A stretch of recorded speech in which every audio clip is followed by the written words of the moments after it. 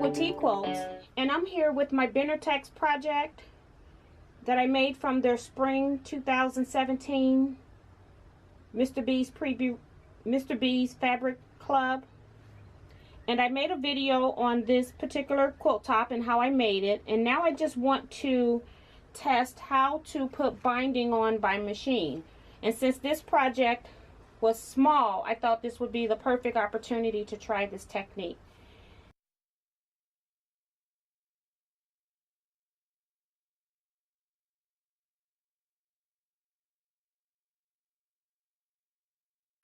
The edge of my hopper foot is 1/4 of an inch away from the actual needle. So I have my binding on here and I have left a tail. And I am going to pull up my bobbin thread. Just take a single stitch here. Pull up the bobbin. And then bring it back. And I am just going to use my automatic tie off.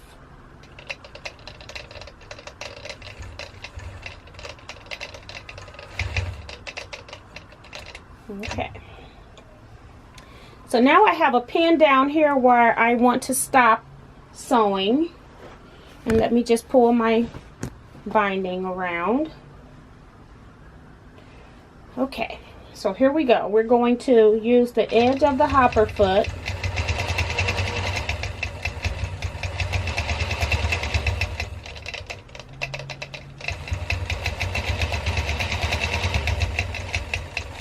And we're going to stop right here and then tie off. Okay. I am going to break my thread. I don't know if I have to break my thread, but since I do it on my regular machine, I'll just do it here. And now we want to just fold back like we will with binding. Now the problem is that I am upside down doing this, so I have no idea if I'm doing it correct. So I hope this is right. So I want to actually go to the corner, fold down,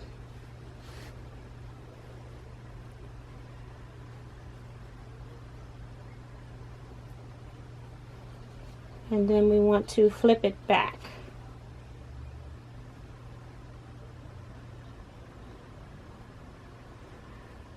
And then I will use a pin to hold that in place.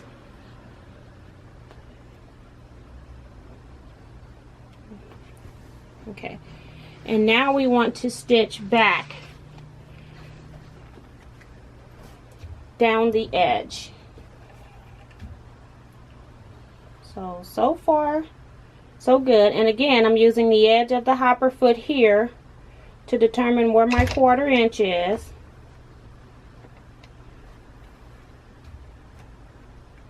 Use my automatic tie off.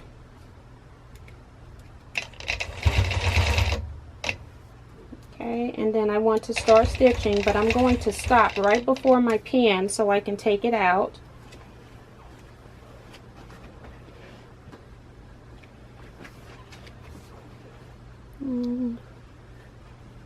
And now continue stitching.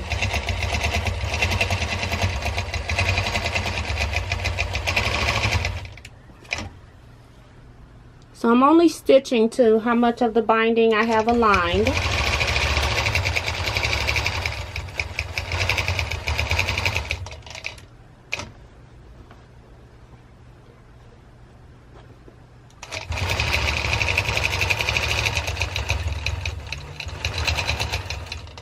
So now my next problem is that I'm back here at my take up bar. So I need to roll my machine. So I need to roll the rollers just a little.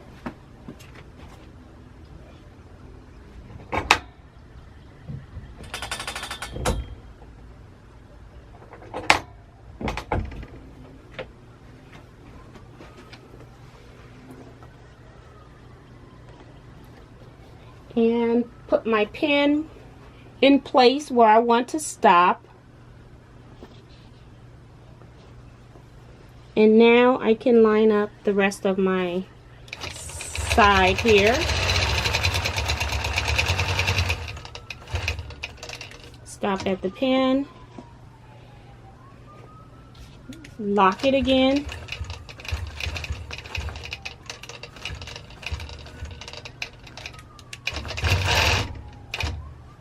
Okay, needle up to pull up my bobbin thread.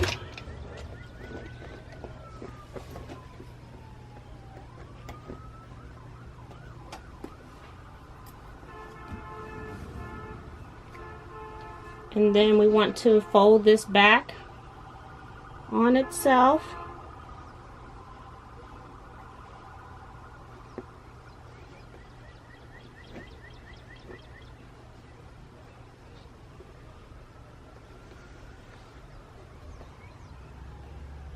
And then again, I'm going to use the pin to temporarily hold this in place.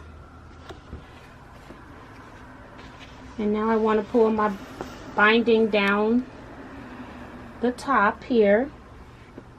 Now this part can be a little tricky because I can't see the edge to know where my hopper foot is. So what I'm going to do is I'm going to roll this down closer to me so I can see more.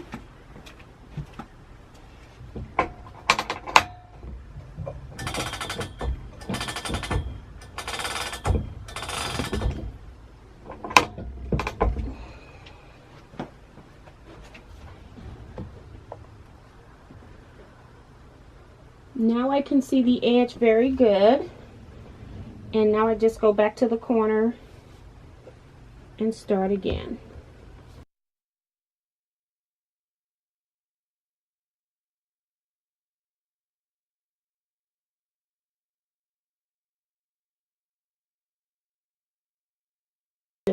I'm also using the straightness of the binding to straighten or square up my quilt top as well.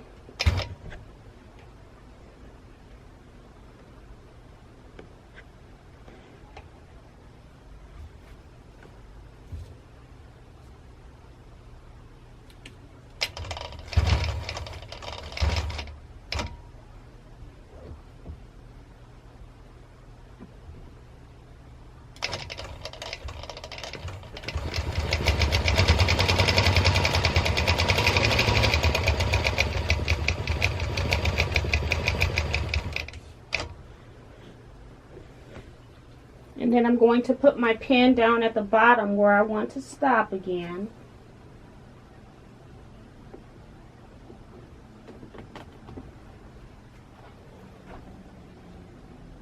And now we continue down the length.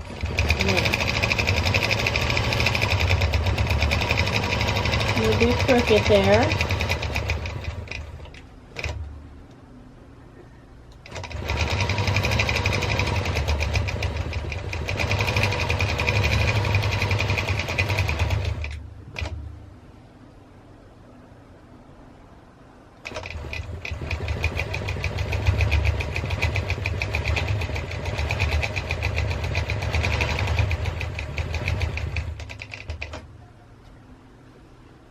Take the pin out, lock my stitches.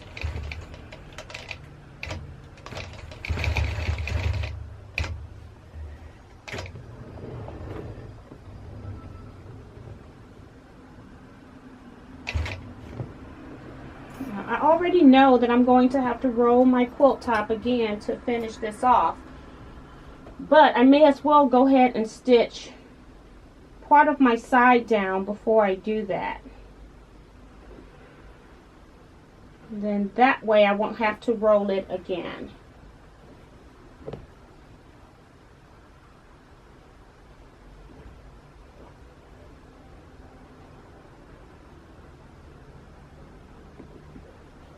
Okay. So now we're on the third side of the quilt.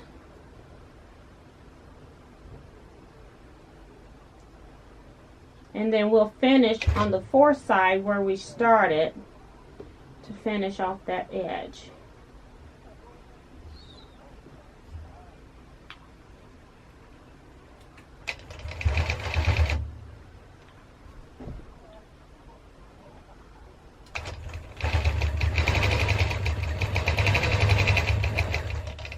Okay, this one I'm not stitching very well, so what I'm going to do is back up until I got on that line.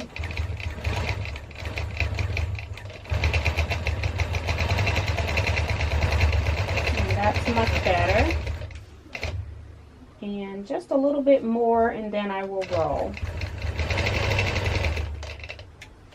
Okay. And while I'm up at the top, I'll go ahead and clip all of these threads, tails that I have hanging there.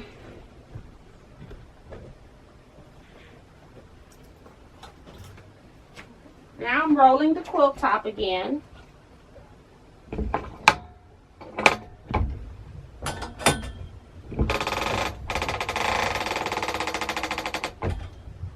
Make sure I can get everything in there. Get my pin, place it where I want to stop.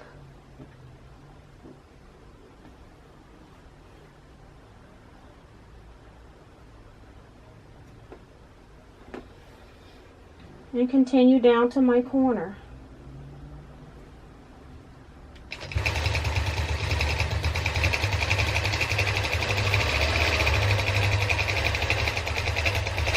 For some reason I'm having difficulty on the right side keeping straight. I am left-handed. I don't know if that has anything to do with it. Just lock these stitches, needle up to pull up my bobbin thread, and we're on our last corner. So again, fold up to get our 45-degree, fold back on itself.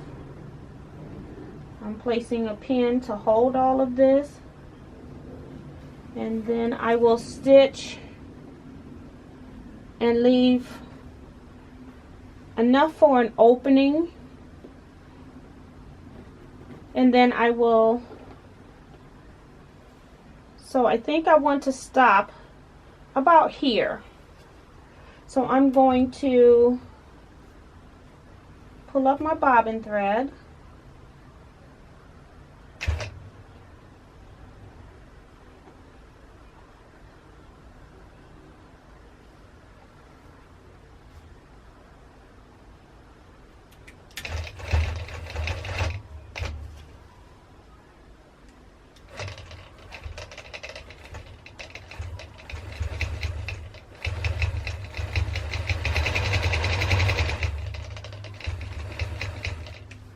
just want to stop and clip my threads so I don't forget.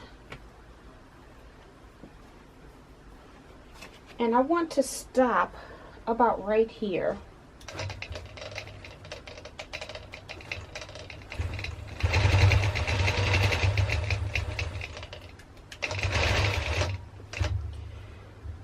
Okay. I am going to, so I have this much space open from where I started and where I ended, and so I fold this end back about 1.5 inches, and I just scored with my thumbnail, and then on this end I also do the same. I match them up as flat as possible, and then I score it. And since I'm at my long arm, I'm just going to go ahead and put a pin in this so that it holds its memory, because the rest of this will be completed on my sewing machine.